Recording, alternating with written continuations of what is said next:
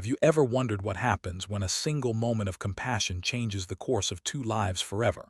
When choosing mercy over duty could cost you everything you hold dear?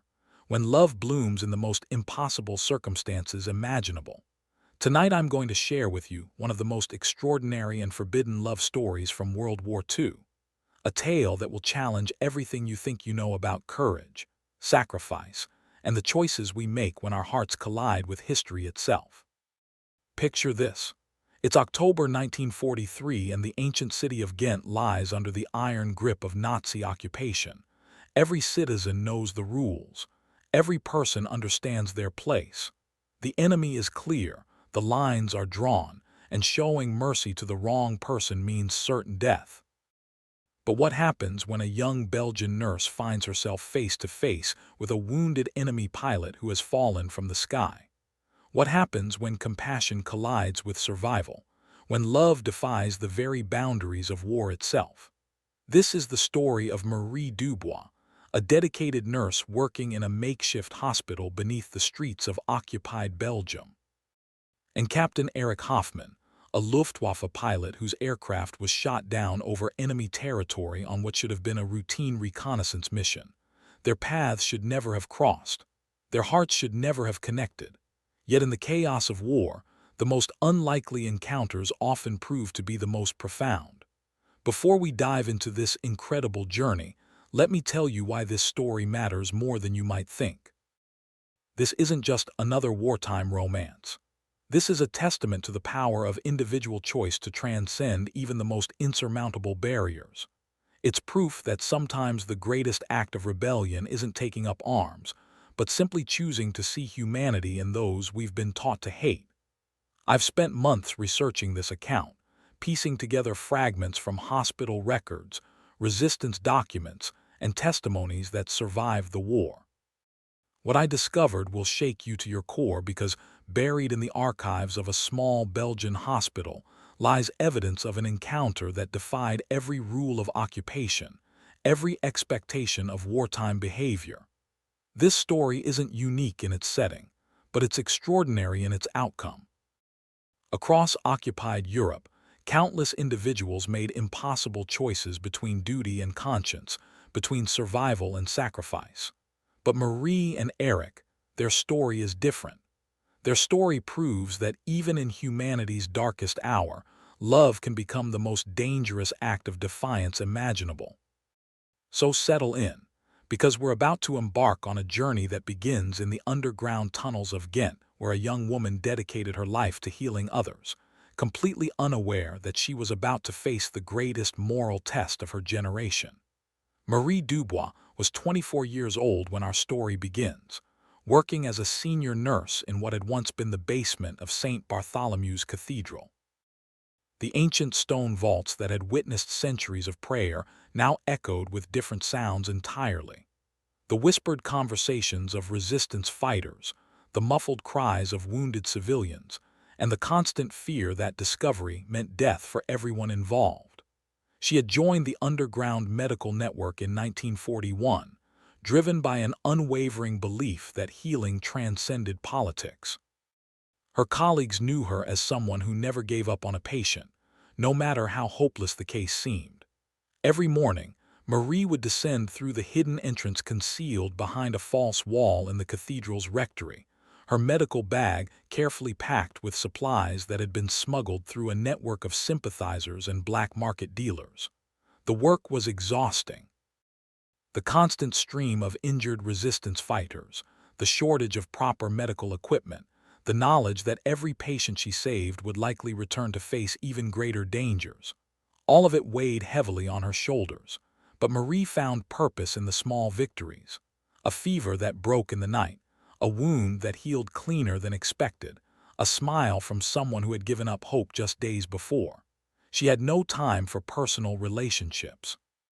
The war had claimed most of the young men in her social circle, and those who remained were either fighting with the resistance or trying to survive under the watchful eyes of their occupiers.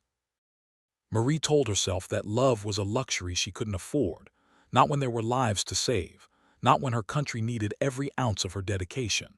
But fate, as it often does in wartime, had different plans entirely. The autumn of 1943 brought increased German air activity over Belgium as Allied bombing campaigns intensified. Every night, the citizens of Ghent would listen to the drone of aircraft engines overhead, never knowing whether the planes carried salvation or destruction. For the medical staff working in the cathedral's hidden chambers, these air raids meant a steady stream of casualties from both sides of the conflict. Captain Erich Hoffmann was different from the other German pilots flying missions over occupied territory. At 26, he carried himself with a quiet dignity that seemed at odds with the uniform he wore. Unlike many of his contemporaries who embraced their role as conquerors, Erich had watched the war's progression with growing unease. He had been conscripted into the Luftwaffe in 1940, pulled away from his studies in literature at the University of Munich. Before the war, he had dreamed of becoming a teacher, of sharing his love of poetry and philosophy with students who would shape the future. Instead, he found himself piloting reconnaissance aircraft over countries that had once been peaceful neighbors.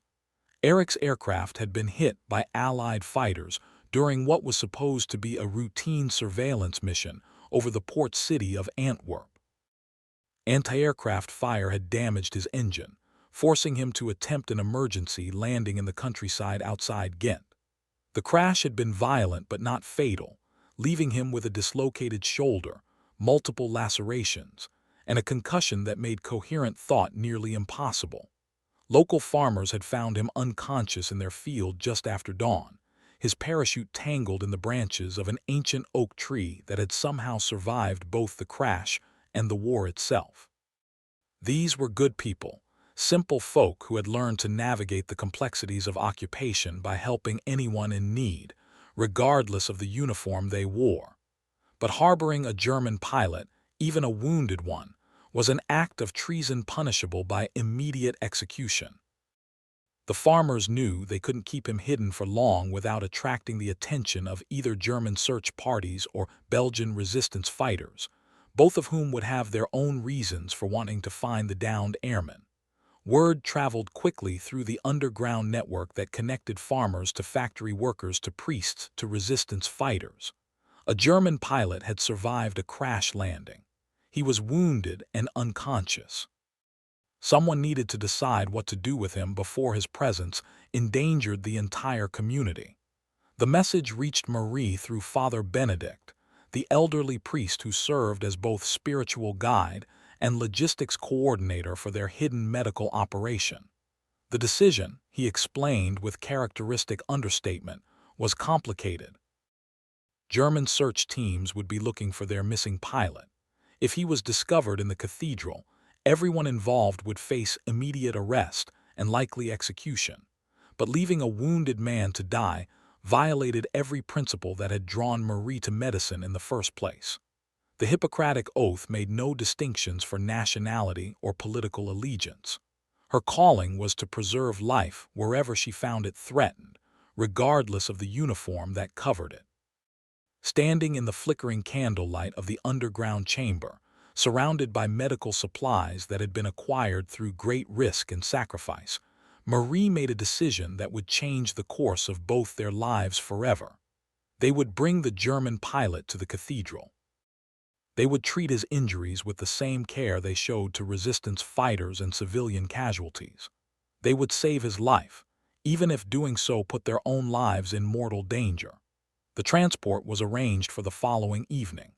3 resistance fighters, disguised as farmhands delivering produce to the city market, would carry Erich through the network of safe houses and hidden passages that connected the countryside to the cathedral's secret medical facility.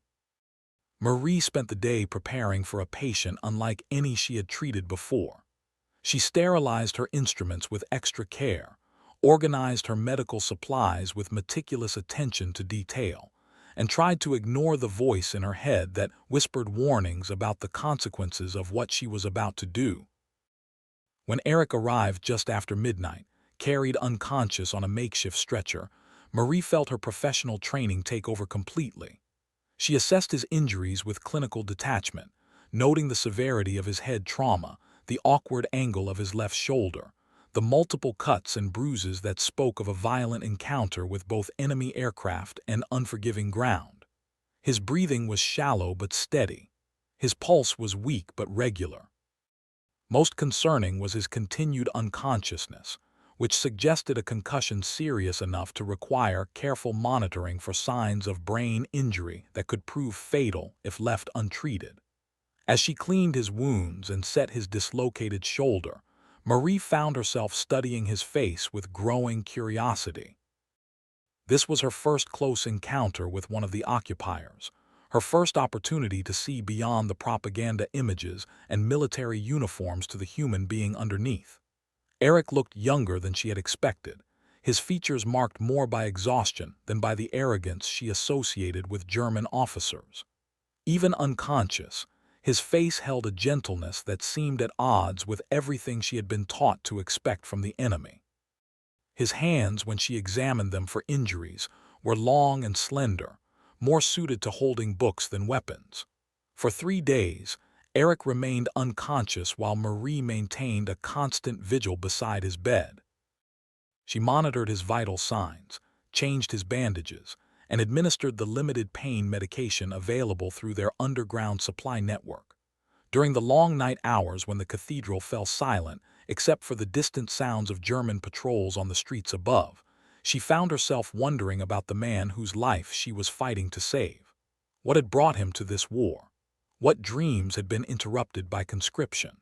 What family waited for news of his fate in some distant German city? These questions felt both urgent and dangerous, humanizing someone she had been conditioned to see as an enemy. The moment Eric finally opened his eyes would prove to be a turning point that neither of them could have anticipated. Consciousness returned gradually, marked first by confused murmurs in German, then by attempts to move that sent waves of pain through his injured shoulder. When his vision finally cleared enough to focus on his surroundings, Eric found himself staring at stone arches that belonged to no military hospital he had ever seen. Candlelight flickered against ancient walls, creating shadows that seemed to dance with centuries of history. The air smelled of incense and antiseptic, an unlikely combination that spoke of sacred spaces converted to practical purposes. But it was the face leaning over him that captured his complete attention. A young woman with dark hair pulled back in a practical style, her brown eyes reflecting both professional concern and something deeper that he couldn't immediately identify. She spoke to him in careful German, asking about his pain levels and whether he could remember what had happened to his aircraft. Her accent was unmistakably Belgian, marking her as someone who should have been his enemy. Yet her touch was gentle as she checked his pulse and examined his pupils for signs of neurological damage. Her questions were those of a medical professional focused solely on his recovery, with no hint of the hostility he might have expected from a citizen of occupied territory. Eric tried to speak, to ask where he was and how he had come to be in this place that felt both ancient and timeless. But his throat was dry, and his thoughts remained frustratingly unclear, leaving him able to communicate only through gestures and expressions that seemed inadequate for the magnitude of questions crowding his mind.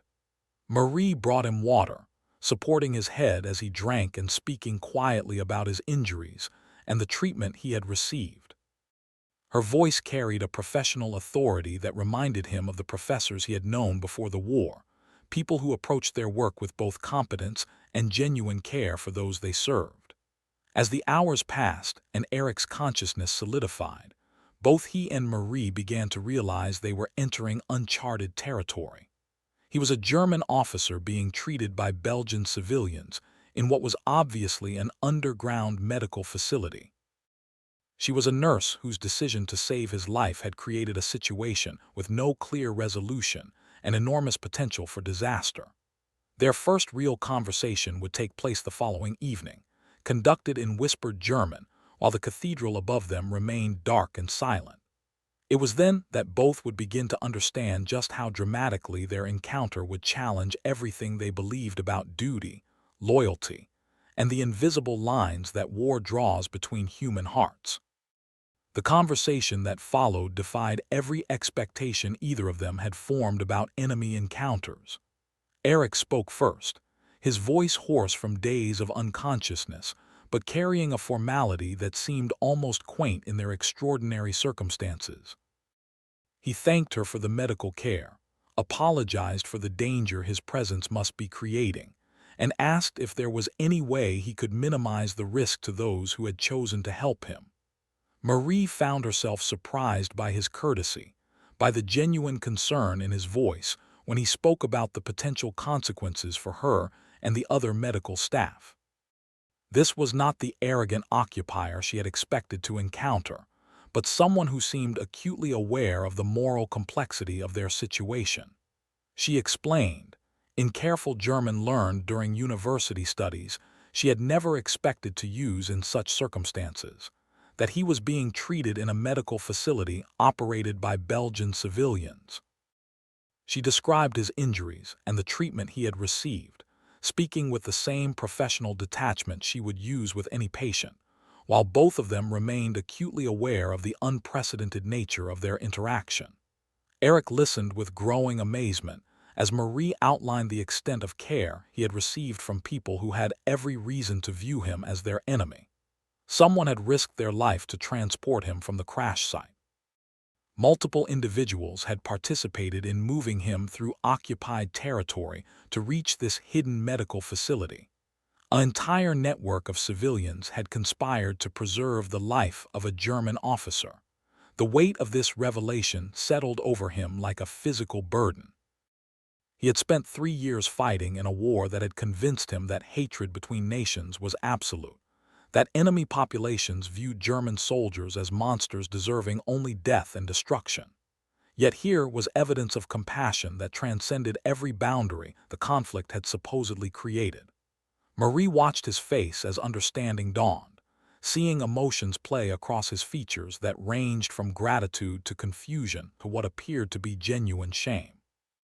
When he spoke again, his voice carried a vulnerability that seemed to strip away every layer of military bearing and reveal the man underneath. He told her about his life before conscription, about studies in literature and philosophy that had filled his mind with ideas about human dignity and the power of education to bridge cultural differences. He described his growing discomfort with orders that seemed designed to dehumanize civilian populations, his struggle to reconcile his personal beliefs with the demands of military service. These confessions came slowly, hesitantly, as if Eric was testing whether such honesty was possible between two people separated by every official boundary of wartime allegiance. But Marie's responses, her careful questions and thoughtful observations, seemed to create a space where truth could exist despite the dangers surrounding them. She found herself sharing aspects of her own experience that she had never discussed with anyone. Her decision to join the underground medical network despite the risks to her family and her own safety. Her struggle to maintain hope while treating an endless stream of casualties from a conflict that seemed to consume everything beautiful in the world.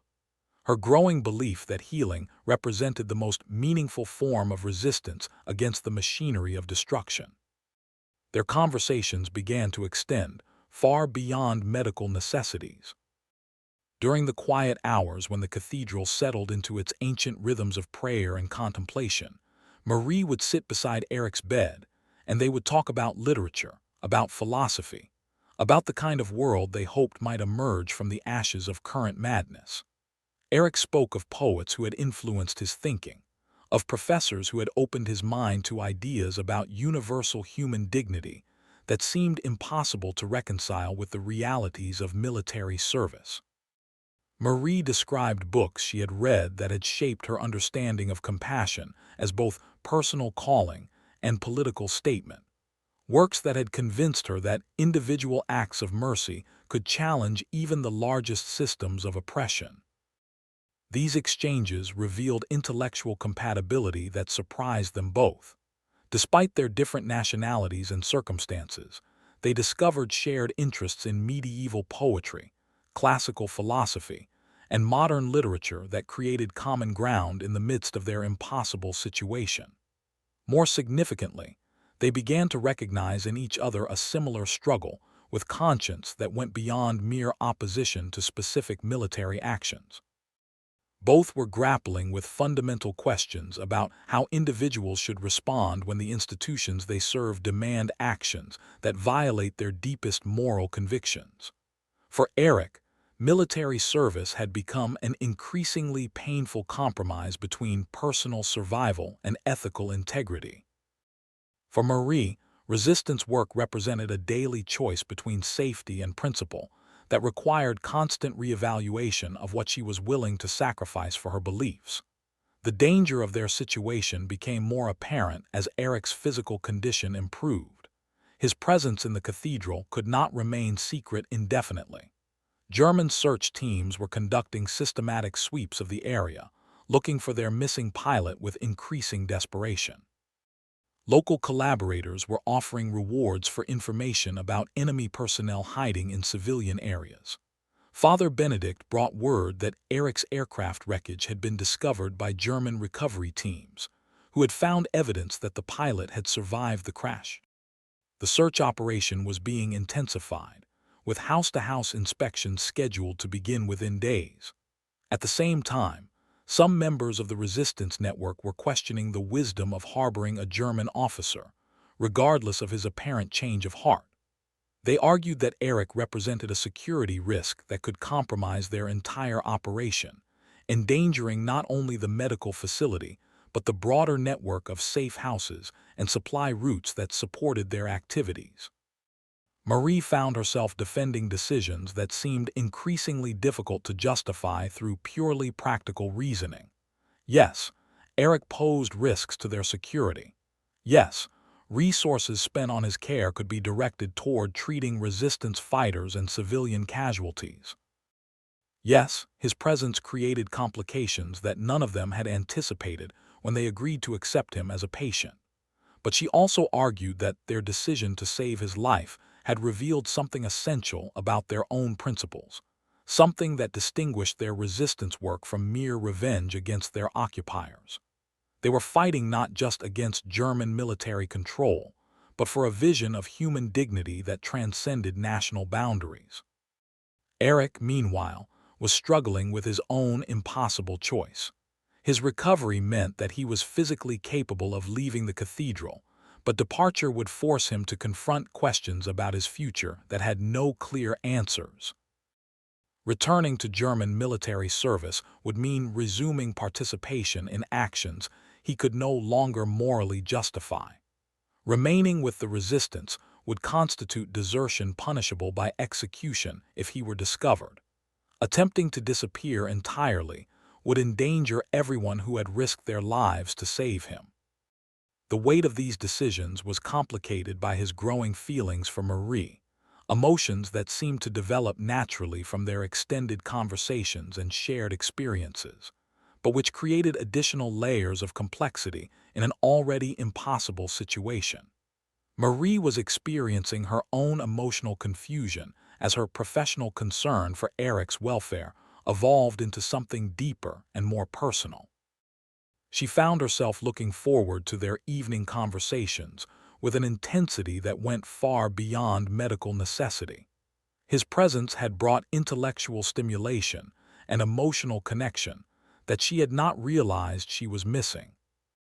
But acknowledging these feelings meant confronting the reality that she was falling in love with someone who represented everything she had been taught to oppose, someone whose very presence endangered everyone she cared about, someone whose future remained uncertain in ways that made any personal relationship seem like a beautiful impossibility. Their situation was reaching a crisis point that would force both of them to make choices about loyalty, love, and survival that would define the rest of their lives. The crisis arrived with the sound of heavy boots on cobblestone streets. Father Benedict descended into the hidden chamber with news that made Marie's blood run cold. German troops had cordoned off a 6-block radius around the cathedral, conducting the most thorough search operation the city had seen since the occupation began. Intelligence suggested that someone had provided information about resistance activities in the area.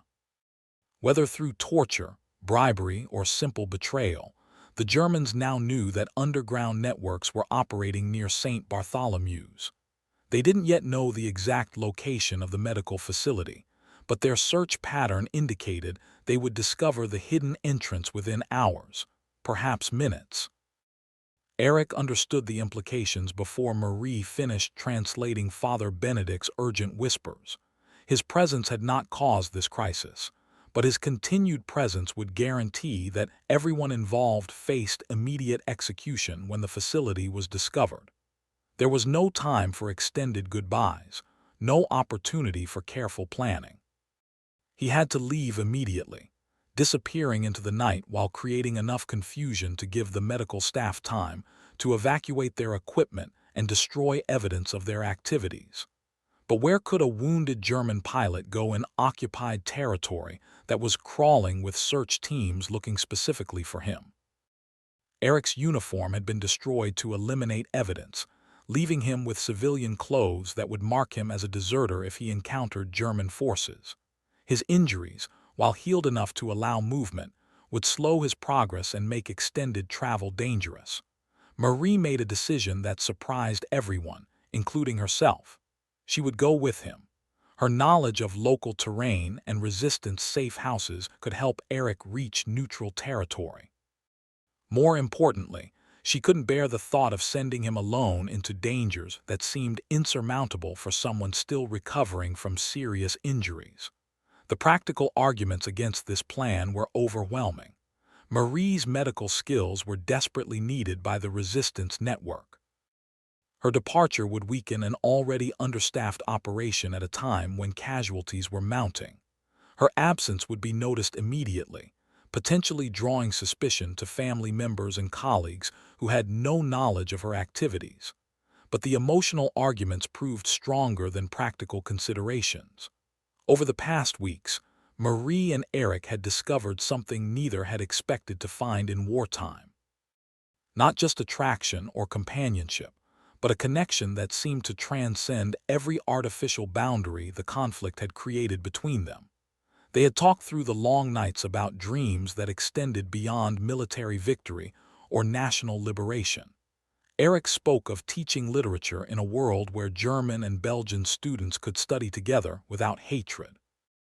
Marie described establishing medical schools that would train doctors to serve all populations regardless of nationality or political affiliation.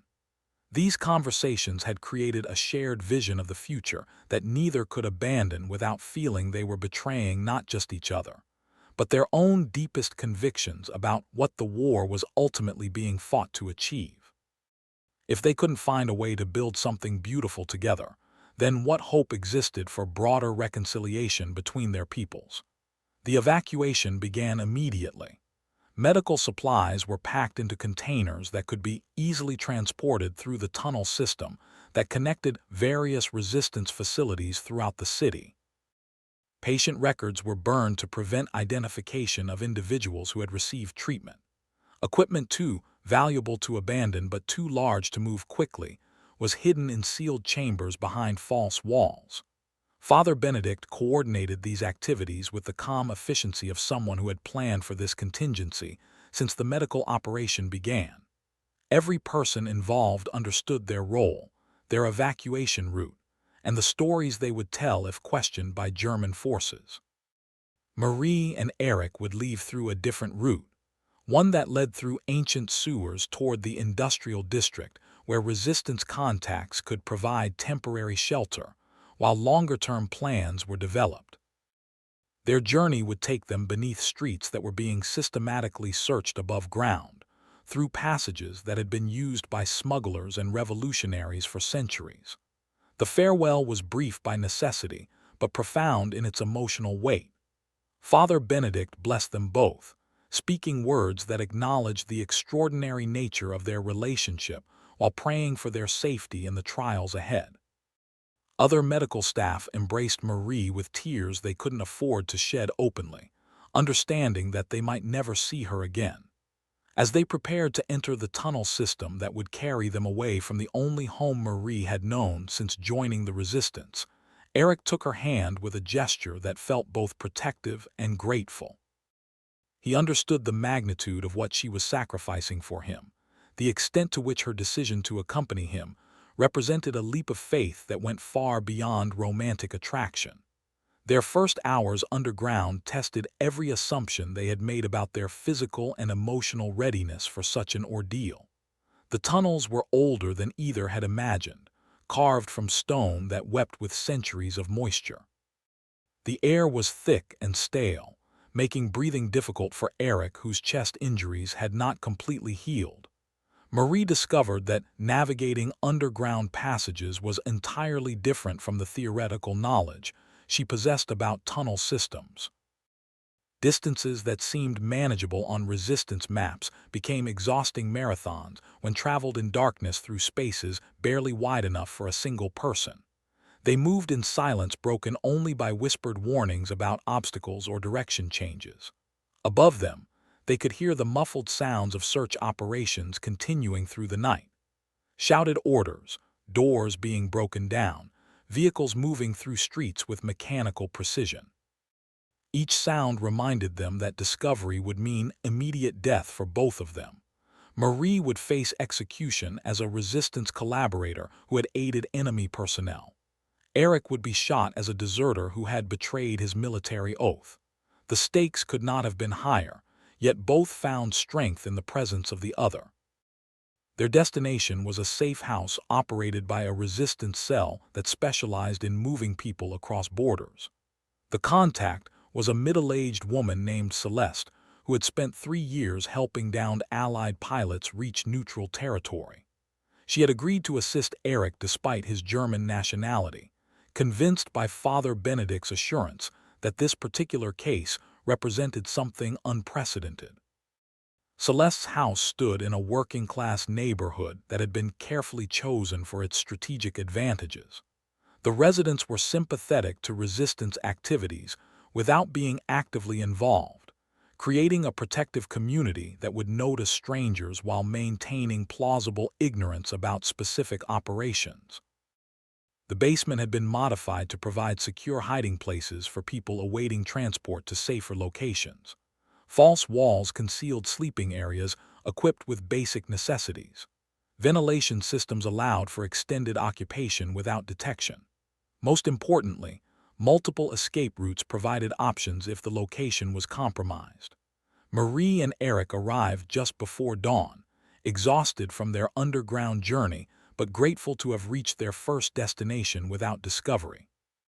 Celeste examined Eric's injuries with the practiced eye of someone who had treated many wounded travelers, pronouncing him fit enough for the next phase of their escape. The plan she outlined was ambitious and dangerous. They would travel by stages toward the Swiss border, moving through a network of safe houses that had been established to assist various categories of refugees and resistance personnel. Each segment of the journey would present different challenges and risks. The first stage would take them through rural areas where German patrols were less frequent, but where strangers attracted immediate attention from local populations.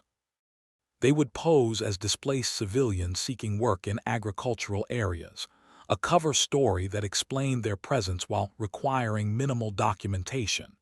Eric's command of French would be crucial for maintaining their deception. His accent, while noticeable, could be explained as regional variation from areas near the German border. More challenging would be his lack of familiarity with Belgian customs and local references that might expose him under detailed questioning.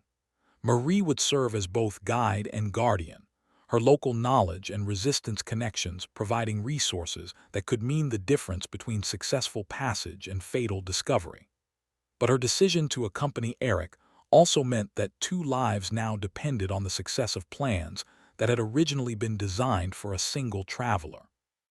As they prepared for the next phase of their journey, both Marie and Eric were forced to confront the reality that they were no longer simply a nurse and her patient, or even 2 people who had found unexpected connection in impossible circumstances. They had become partners in an enterprise that would test every aspect of their relationship, while determining whether their love could survive the ultimate trial of shared danger. The challenges ahead would force them to rely on each other in ways that went far beyond the emotional intimacy they had discovered in the cathedral's hidden chambers. Success would require perfect trust, flawless communication, and the kind of mutual dependence that either strengthens relationships beyond any previous experience or destroys them under pressure too great for human bonds to withstand. Their love story was about to become a test of survival that would determine not just their individual fates, but whether the connection they had discovered could endure when everything they had built together was stripped away, except their commitment to each other, and their shared vision of a future worth risking everything to achieve.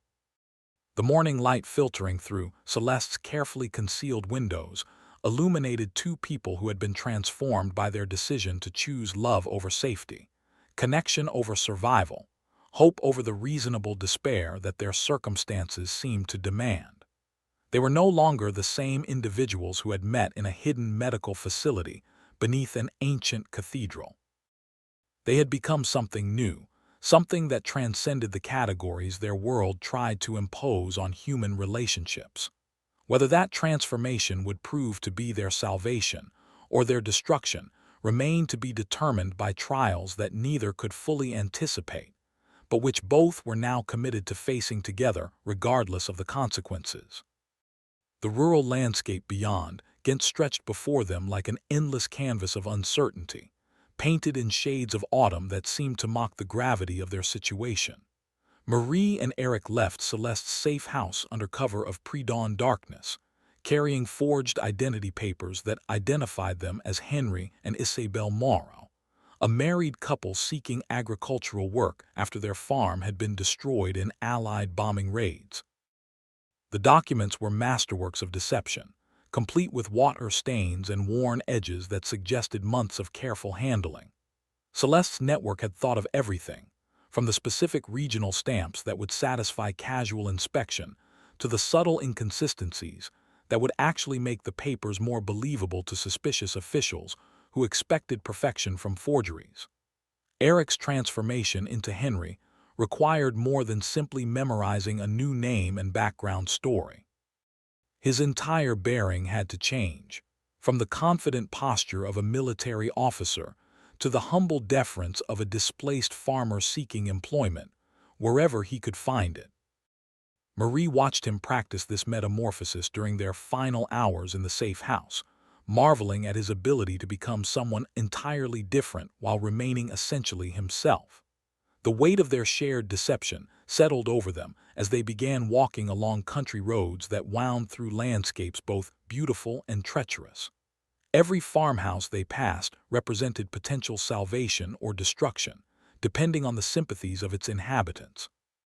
Every checkpoint they would encounter demanded perfect performance of roles that could mean the difference between continued freedom and immediate arrest. Marie found herself studying Eric's face as he adapted to their new reality, noting how he had learned to avoid direct eye contact with authority figures while maintaining the alert awareness necessary for survival. His military training served him well in unexpected ways, teaching him to observe his surroundings with systematic thoroughness while appearing to be simply a tired man walking beside his wife. The countryside they traveled through bore the scars of 3 years of occupation. Abandoned farms dotted the landscape where families had fled or been taken away in the night. Fields that should have been rich with harvest lay fallow, their productivity sacrificed to the demands of an economy geared entirely towards supporting military operations. Yet signs of quiet resistance appeared everywhere for those who knew how to look for them. A particular arrangement of stones beside a well-indicated safe houses, laundry hanging in specific patterns, signaled the presence of resistant sympathizers. Even the way certain farmers arranged their haystacks conveyed information about German patrol schedules and safe travel times. Marie's knowledge of these subtle communication systems proved invaluable as they navigated between settlements, avoiding areas where their presence might be reported to authorities, while identifying locations where they could seek assistance without immediately endangering their hosts. But this knowledge also reminded her constantly of everything she had left behind, every connection severed by her decision to accompany Eric on this desperate journey. Their first real test came at a crossroads village, where German soldiers had established a temporary checkpoint to examine travel documents. Marie felt Eric tense beside her as they approached the small cluster of uniformed men who represented everything he had once been and everything he was now fleeing from. The sergeant who examined their papers was thorough but not suspicious, asking routine questions about their destination and the nature of work they sought. Eric's responses came naturally, his accent convincing, his manner appropriately deferential. When asked about his exemption from military service, he explained that a childhood injury to his left leg had left him unfit for combat duty, then demonstrated a convincing limp that he maintained until they were well out of sight. Marie marveled at his performance while recognizing the psychological cost such deception demanded. Every interaction required him to deny his own identity, to present himself as someone whose background and abilities were entirely different from reality. The strain of constant vigilance, constant performance, was visible in the lines of exhaustion that deepened around his eyes with each passing day. Their accommodation for the first week came through a farmer named Jacques who needed help with his apple harvest. His wife had died the previous winter, his sons had been taken for forced labor in Germany, and his arthritis made it impossible to manage the work alone. The arrangement provided perfect cover for their presence while offering the kind of honest labor that both Marie and Eric found therapeutic after weeks of hiding and deception. Working side by side in Jacques orchards, they discovered aspects of each other's character that had remained hidden during their conversations in the cathedral. Marie's determination to complete every task with meticulous care, even when exhaustion made such attention to detail seem unnecessary.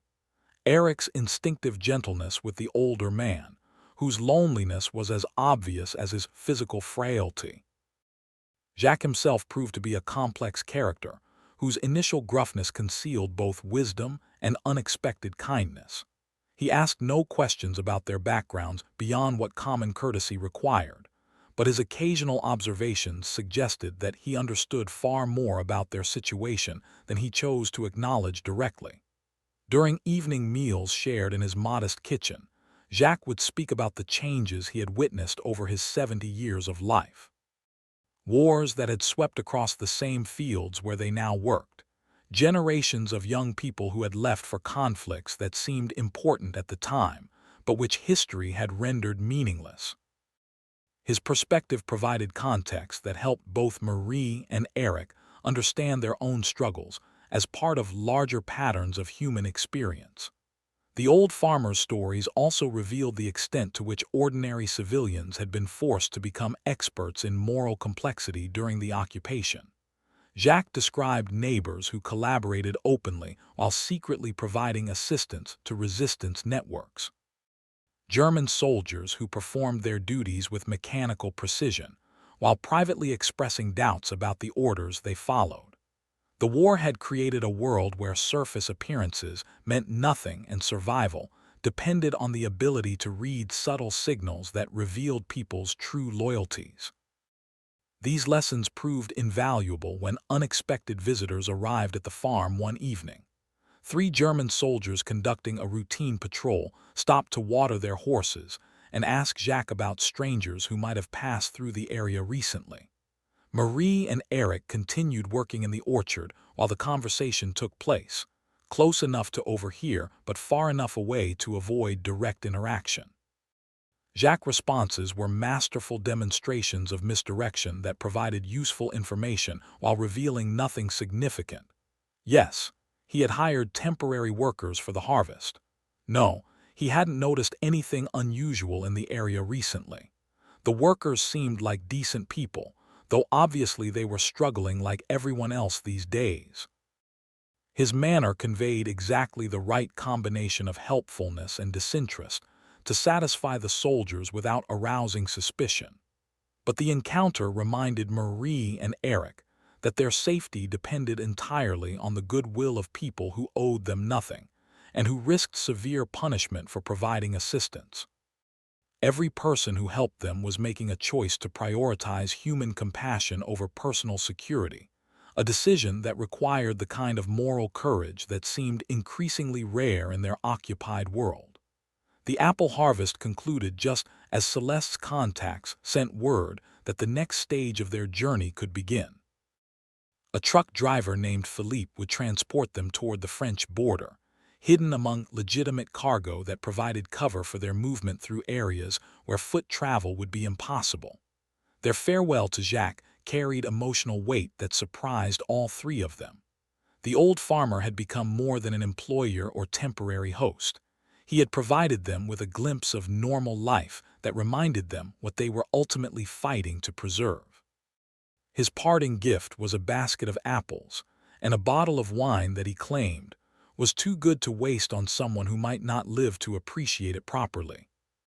Philippe's truck was a mechanical marvel that seemed to run on determination and prayer, rather than the ersatz fuel that had replaced proper gasoline throughout occupied Europe. The cargo area had been modified with hidden compartments that could conceal people or contraband during inspections, though the accommodations were cramped and uncomfortable enough to make extended travel a genuine ordeal. Marie and Eric spent 18 hours hidden beneath false floors while Philippe navigated checkpoints and patrol stops with the casual expertise of someone who had been smuggling people and supplies for years. The experience taught them new lessons about trust, as their lives depended entirely on the driving skills and quick thinking of someone they had met only hours earlier.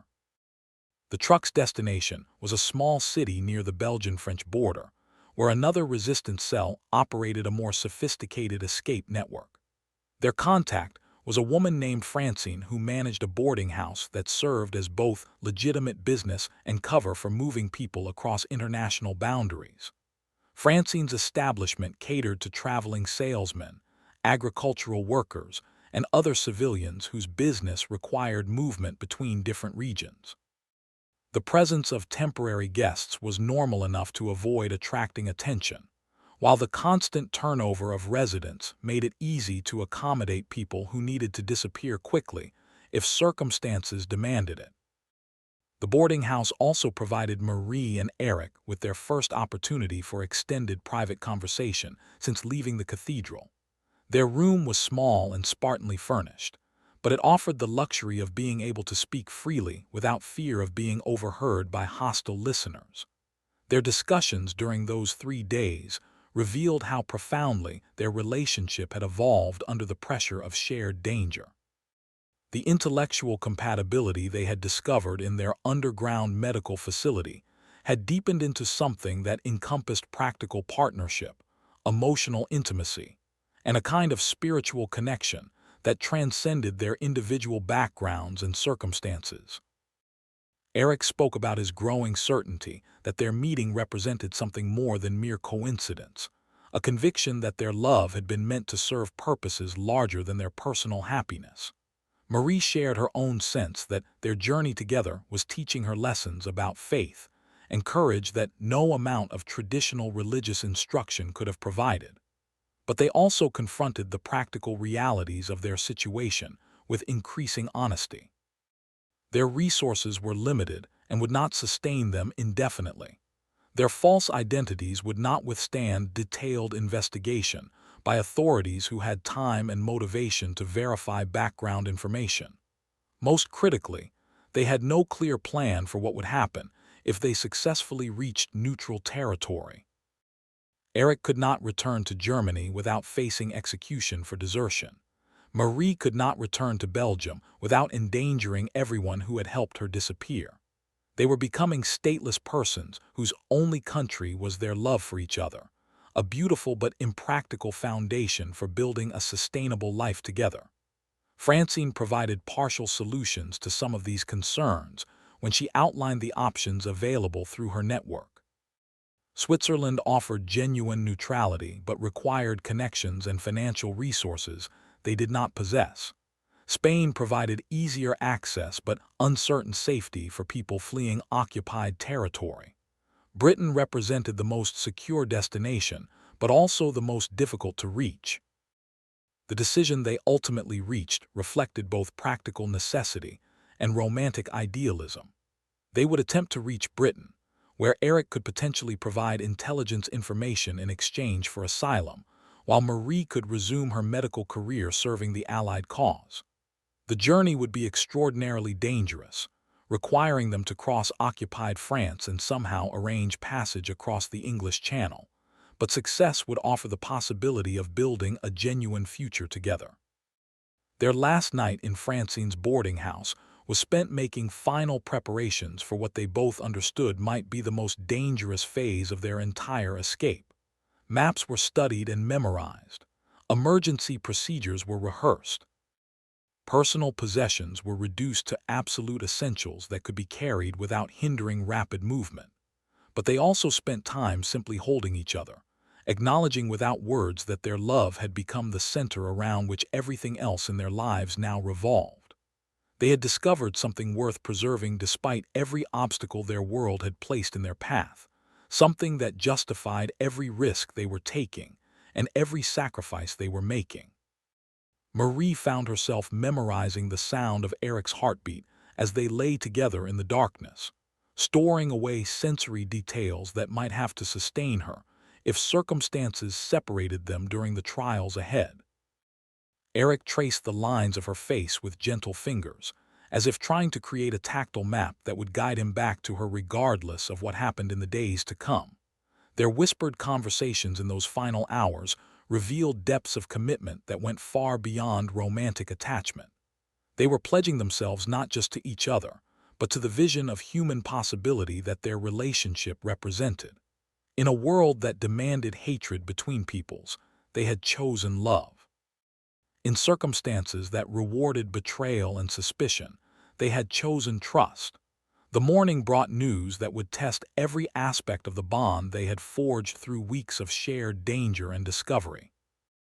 Francine's contacts had arranged passage to the next stage of their journey, but the transportation could accommodate only one person. They would have to separate, following different routes toward the same ultimate destination, trusting that their love would prove strong enough to survive physical separation and the uncertainties of parallel journeys through hostile territory. The choice of who would go first seemed impossible to make rationally. Eric argued that his military training made him better equipped to handle solo travel through dangerous areas. Marie countered that her medical skills and resistance connections provided better opportunities for finding assistance when problems arose. Their debate continued through the morning as departure time approached, each trying to convince the other to take the safer option while knowing that no truly safe alternatives existed. In the end, circumstances made the decision for them when late-arriving intelligence suggested that German security forces were conducting increased searches for escaped military personnel. Eric would leave first, following a route that took advantage of his ability to blend in among displaced German civilians, who were moving throughout occupied territory for various officially approved reasons. Marie would follow 3 days later, using different contacts and a different cover story that capitalized on her medical credentials to explain her presence in areas where suspicious activity was being investigated. The separation felt like tearing their hearts in half, but both understood that dividing their risks might actually improve their chances of both reaching safety. If they traveled together and were discovered, both would face immediate arrest. If they traveled separately and one was caught, the other might still succeed in reaching their destination. Their goodbye took place in Francine's kitchen, while she maintained watch for any signs of unwanted attention from neighbors or passing patrols. Eric and Marie embraced with desperate intensity, each trying to memorize the feeling of the other's presence, while knowing that weeks or months might pass before they could hold each other again.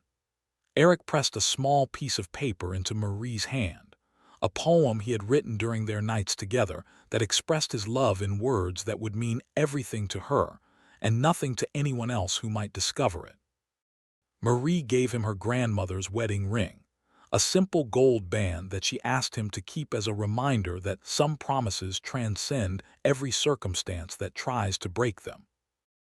As Eric walked away into the morning mist, carrying a farmer's pack and wearing clothes that made him indistinguishable from thousands of other displaced civilians, Marie felt a part of her soul detach and follow him into the unknown dangers ahead. She stood at the window watching until he disappeared around a corner, then sat down to begin her own preparations for a journey that would either reunite them in freedom or separate them forever. The 3 days she spent waiting for her own departure felt like 3 years of accumulated anxiety and hope. Every sound in the street outside could signal the arrival of authorities who had discovered Eric's trail. Every delay in communication from contacts along his route might indicate that something had gone wrong with plans that depended on precise timing and perfect execution. But Francine's steady presence and practical wisdom helped Marie maintain focus on the preparations necessary for her own survival. New identity papers had to be memorized. Cover stories had to be rehearsed until they felt as natural as breathing. Emergency procedures had to be practiced until they became automatic responses that would function even under the stress of discovery and pursuit. When Marie's departure time finally arrived, she carried with her not just the physical necessities for survival, but a collection of memories and promises that had become more valuable than any material possession. Her love for Eric had evolved from attraction to partnership to something approaching spiritual communion, a connection that she believed could survive any separation and overcome any obstacle. The journey that lay ahead would test that belief in ways that neither of them could fully anticipate, challenging every assumption they had made about the strength of human bonds and the power of individual choice to shape destiny in times of universal chaos. But as Marie stepped into the morning light to begin her own passage toward an uncertain future, she carried with her the certainty that some things are worth any risk, any sacrifice, any leap of faith that love demands. Their story was entering its most dangerous chapter, where everything they had built together would face the ultimate test of separation and survival, where their love would either prove strong enough to bridge any distance or discover that some chasms are too wide for even the most determined hearts to cross. The network that carried Marie toward her reunion with Eric operated with the precision of a Swiss timepiece, each component carefully calibrated to function despite the chaos surrounding them. Her new identity as Dr. Marguerite Rousseau, a physician traveling to assist with a typhus outbreak near the Swiss border, provided the perfect cover for movement through areas where civilian travel was heavily restricted. The medical credentials were authentic, borrowed from a doctor who had died in a bombing raid but whose death had not yet been officially recorded. Francine's contacts had spent months developing such identities, understanding that the most convincing deceptions were built on foundations of truth rather than elaborate fabrications. Marie's first guide was a railway conductor named August who had been moving resistance personnel and Allied airmen for 2 years without detection. His success came from understanding that the best hiding places were often the most obvious ones. German security forces expected fugitives to skulk in shadows and avoid contact with authority figures. They rarely suspected that someone might board a passenger train in broad daylight, present proper documentation, and travel openly to their destination. The train journey toward Nancy tested every aspect of Marie's preparation and resolve. She shared a compartment with 2 German administrative officers returning from leave, a French businessman collaborating with occupation authorities, and an elderly woman whose son served in the Wehrmacht. The conversation flowed naturally around topics that revealed the complex loyalties and compromises that defined civilian life under occupation. The German officers spoke with weary professionalism about supply problems and administrative inefficiencies that were hampering military operations. Their complaints revealed frustration with corruption among local officials and concern about rising partisan activity throughout the region. Neither seemed particularly ideological in their approach to duty, treating their assignments as bureaucratic challenges rather than crusades for national glory. The French businessman displayed the careful neutrality of someone whose survival depended on maintaining good relationships with all parties. He discussed economic conditions with the detached analysis of someone who had learned to profit from chaos, while avoiding political commitments that might prove dangerous when circumstances changed. His conversation revealed the moral flexibility required for commercial success in occupied territory. The elderly woman provided the most complex perspective, speaking with evident pride about her son's military service, while expressing quiet concern about reports from the Eastern Front. Her letters from him had become increasingly brief and infrequent, causing worry that she tried to hide behind patriotic declarations about duty and honor. Her internal conflict was visible to anyone who understood the emotional cost of supporting a cause while fearing for someone you loved. Marie listened to these conversations with growing awareness of how thoroughly the war had complicated every human relationship. Loyalty had become a luxury that few could afford in pure form. Everyone was making compromises, accommodations, and calculations about survival that would have been unthinkable in peacetime. The moral certainties that had once guided behavior had been replaced by pragmatic assessments of what was possible rather than what was ideal. Her own deception felt both natural and uncomfortable in this environment.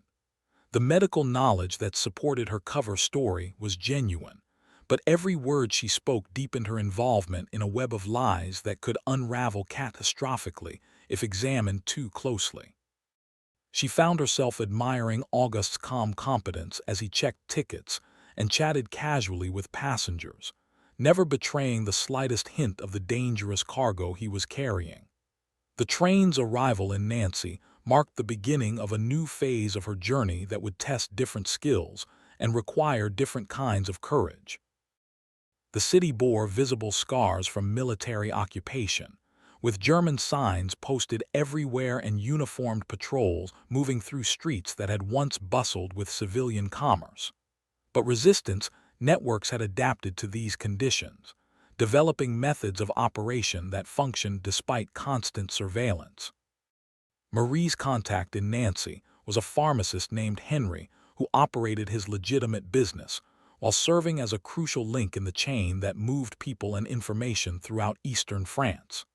His shop provided perfect cover for resistance activities, as medical supplies were always in demand, and their distribution required exactly the kind of discreet communication networks that underground organizations needed to survive. Henry's assessment of conditions along the route to Switzerland was sobering but not discouraging.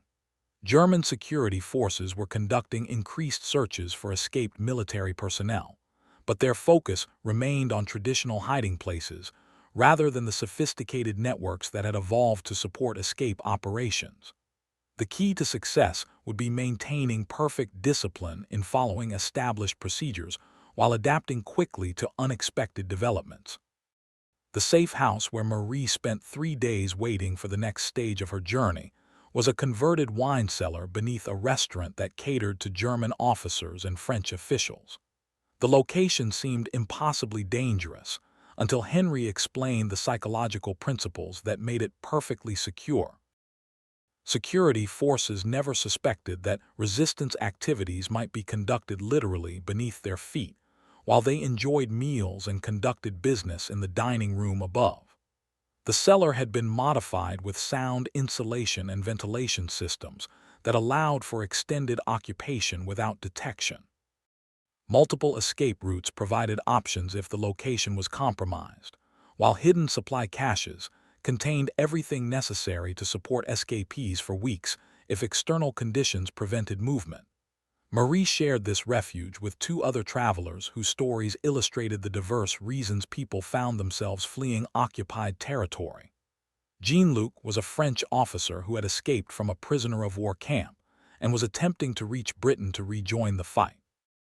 Sister Catherine was a nun whose convent had been closed after authorities discovered they were hiding Jewish children, forcing her to flee before arrest.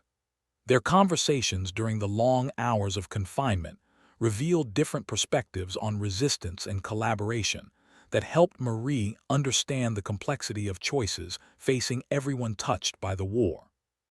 Jean-Luc spoke with bitter anger about French officials who had collaborated with occupying forces, viewing their cooperation as betrayal that made his own suffering as a prisoner meaningless.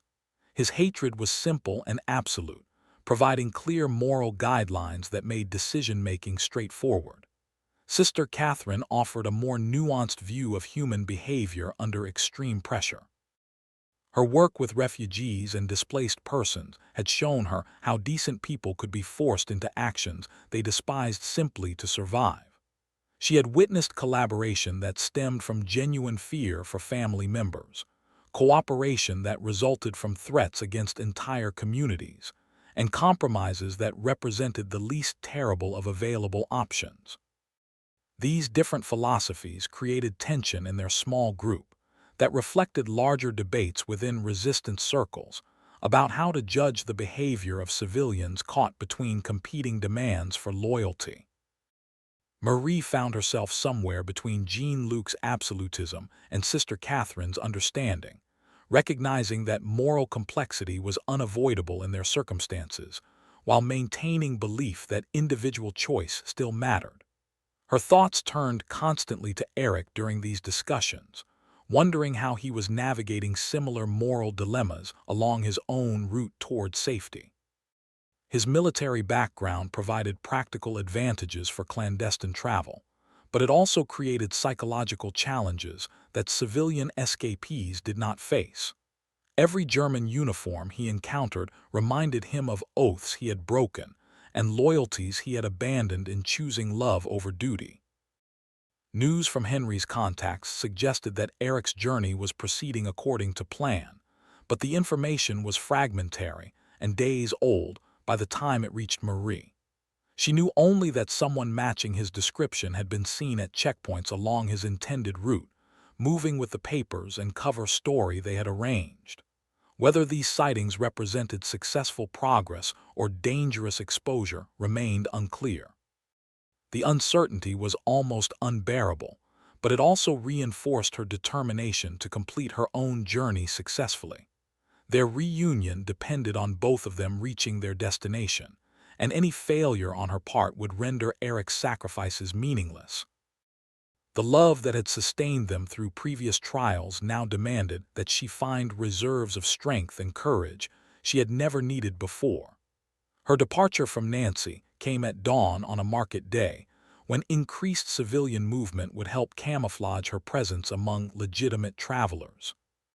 The guide who escorted her through the initial stages of this journey was a teenage girl named Sylvie, whose youth made her invisible to security forces that focused their attention on adult males who might pose military threats. Sylvie's competence despite her age reminded Marie that the war had forced entire generations to mature far beyond their chronological years. Children had learned to read documents for signs of forgery, to recognize different types of military vehicles by their engine sounds, to distinguish between routine patrols and serious search operations. Their innocence had been replaced by survival skills that would have been unimaginable in peacetime. The route toward the Swiss border required crossing terrain that had been carefully mapped by resistance scouts, who understood which areas were heavily patrolled and which provided opportunities for undetected movement. The journey would take them through forests where partisan groups had established hidden camps, across rivers that served as natural barriers between different security zones, and past villages where sympathizers provided assistance to travelers following the underground railroad toward freedom. Each stage of the journey presented unique challenges that tested different aspects of Marie's preparation and determination. River crossings required physical stamina and courage to navigate swift currents while carrying essential supplies. Forest travel demanded navigation skills, and the ability to move silently through terrain where any sound might attract unwanted attention. Village passages required social skills and the confidence to interact normally with civilians who might report suspicious behavior to authorities. The most difficult challenge was maintaining hope when exhaustion and fear threatened to overwhelm her determination. The physical demands of travel through rough country while carrying everything necessary for survival pushed her body beyond its normal limits. The psychological pressure of constant vigilance and perfect performance of her assumed identity strained her mental resources to the breaking point.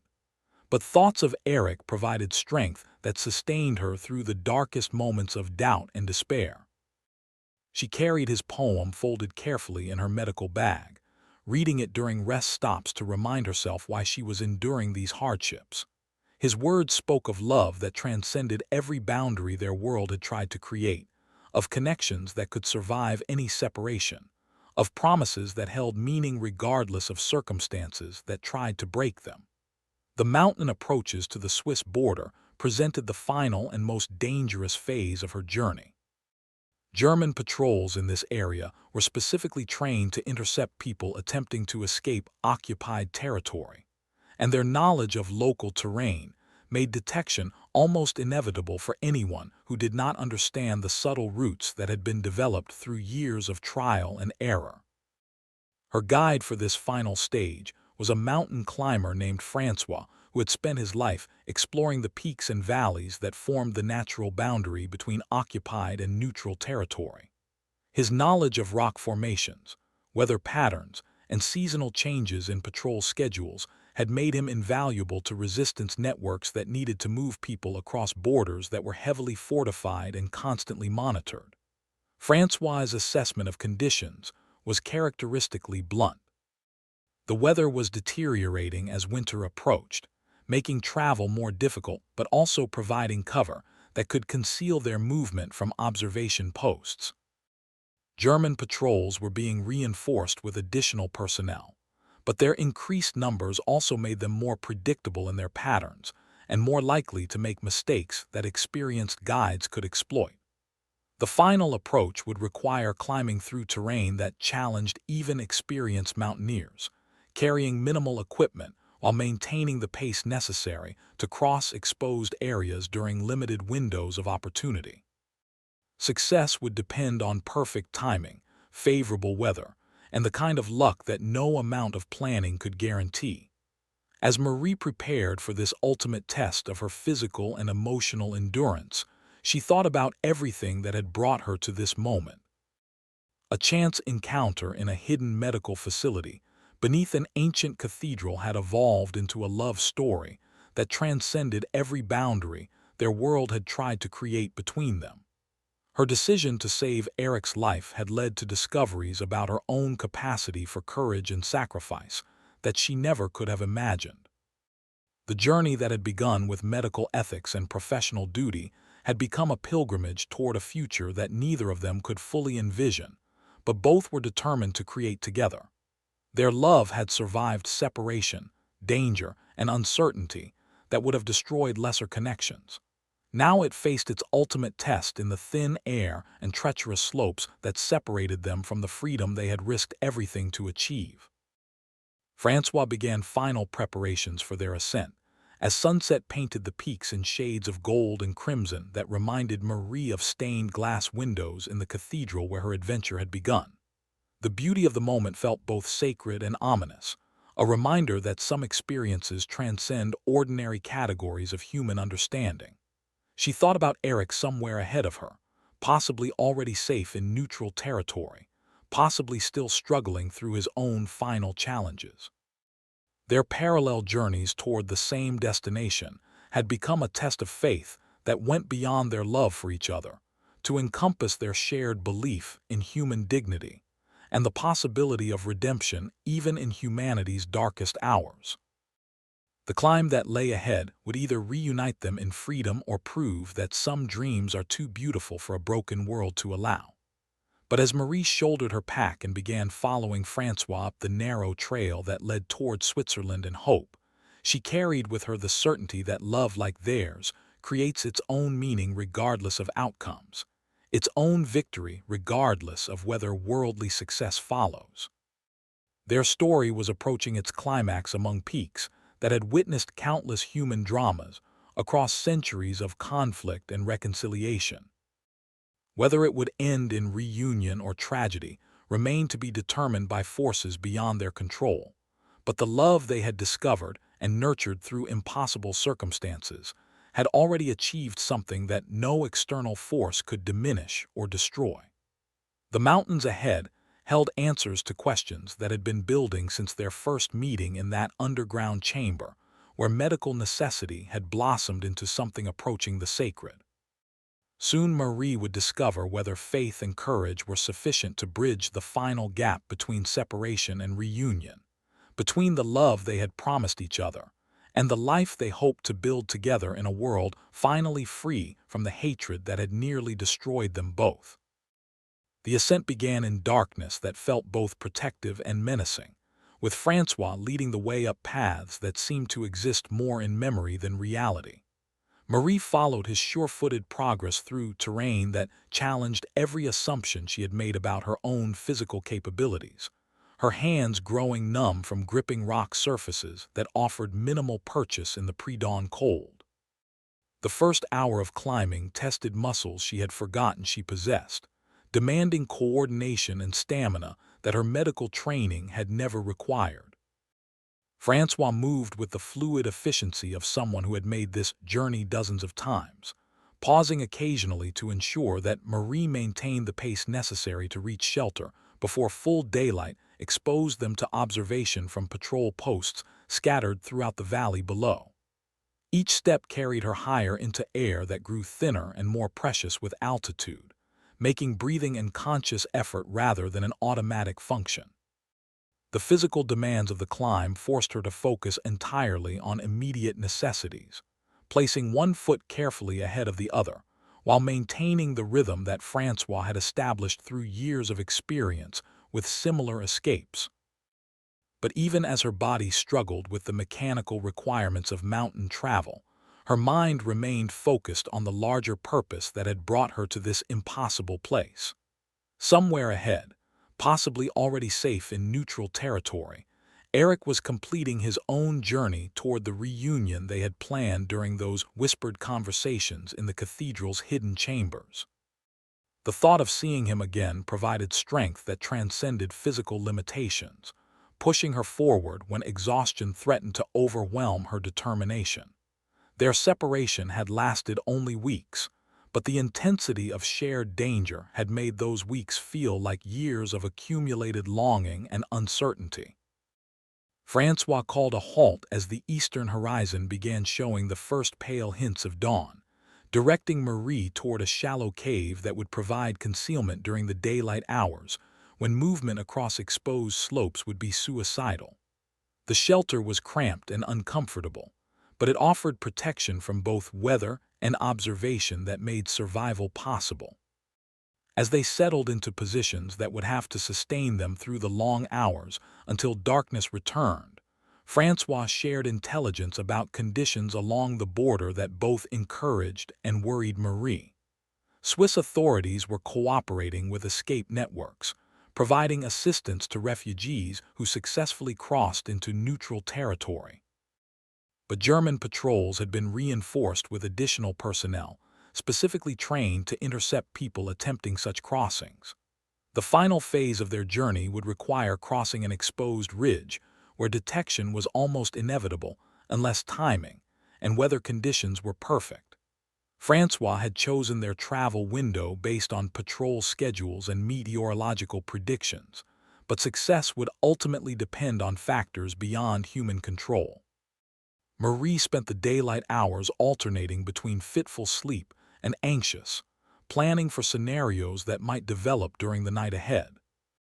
The cave's confined space made movement impossible, forcing her to remain motionless while her mind raced through possibilities that ranged from successful reunion with Eric to capture and execution just short of safety. The waiting was perhaps the most difficult part of her entire journey, requiring her to maintain hope and determination while having nothing to do except contemplate everything that could go wrong. Francois dozed with the practiced ease of someone accustomed to such conditions, but Marie found rest impossible when success or failure hung in the balance of decisions that would be made in the hours ahead. As afternoon shadows began lengthening across the valley below, Francois shared the final details of their plan with quiet intensity that reflected his understanding of how completely their lives would depend on perfect execution. They would cross the exposed ridge during the brief window between patrol sweeps, moving quickly but carefully across terrain that offered no second chances for mistakes. The descent into Swiss territory would require different skills entirely, navigating through darkness toward rendezvous points that Francois had memorized but never seen in the specific conditions they would encounter. Success would bring them to contact points where Swiss authorities could provide assistance, but failure would mean capture in territory where rescue was impossible. Marie listened to these instructions with growing awareness that she was about to stake everything on plans that seemed impossibly complex and dependent on variables beyond their control. Yet she also understood that every successful escape required exactly this kind of calculated risk. This willingness to commit completely to courses of action that offered no guarantees except the certainty that inaction meant permanent separation from everything that mattered. As darkness returned to the mountains, bringing with it the opportunity for movement that might lead to freedom or disaster, Marie thought about the journey that had brought her to this moment of ultimate decision. A chance encounter with a wounded enemy pilot had evolved into a love story that challenged every assumption about loyalty and identity that her world had taught her to accept. The medical ethics that had originally motivated her decision to save Eric's life had deepened into personal commitment that transcended professional duty or political allegiance. She had discovered capacities for courage and sacrifice that surprised her with their intensity, finding strength in love that seemed to multiply rather than diminish when tested by impossible circumstances. Francois began final preparations for their departure with movements that spoke of ritual developed through repetition under similar conditions. Every piece of equipment was checked and secured, every detail of their route reviewed one final time, every contingency plan rehearsed until responses became automatic. The climb toward the ridge that separated occupied territory from neutral ground began with movements so careful and deliberate that progress seemed impossibly slow. But Francois understood that haste would increase the chances of detection far more than it would improve their prospects for success, and Marie learned to match his patient rhythm despite her overwhelming desire to reach their destination as quickly as possible. The exposed crossing itself lasted only minutes, but those minutes felt like hours of concentrated terror as they moved across terrain where any sound might alert patrol posts to their presence. Marie forced herself to breathe steadily while placing each footstep exactly where Francois indicated, understanding that a single mistake could destroy everything they had worked to achieve. The moment when they crossed into Swiss territory was marked not by dramatic signs or obvious boundaries, but by Francois's quiet whisper that they had reached neutral ground. The relief Marie felt was so overwhelming that she nearly collapsed from the sudden release of tension that had sustained her through weeks of constant vigilance and fear. But even as they descended toward the contact points where Swiss authorities would process their arrival, Marie's thoughts remained focused on the reunion that would determine whether their love could survive the transition from wartime emergency to peacetime reality. Their relationship had been forged in circumstances that tested every human capacity for courage and commitment, but those same circumstances had also shielded them from ordinary challenges that might prove equally difficult to navigate. The processing center, where Swiss officials documented new arrivals, buzzed with activity that reflected the constant stream of refugees seeking safety in neutral territory. Marie provided the information required for her temporary documentation, while scanning every face for signs of the person whose presence would transform her escape from mere survival into genuine victory.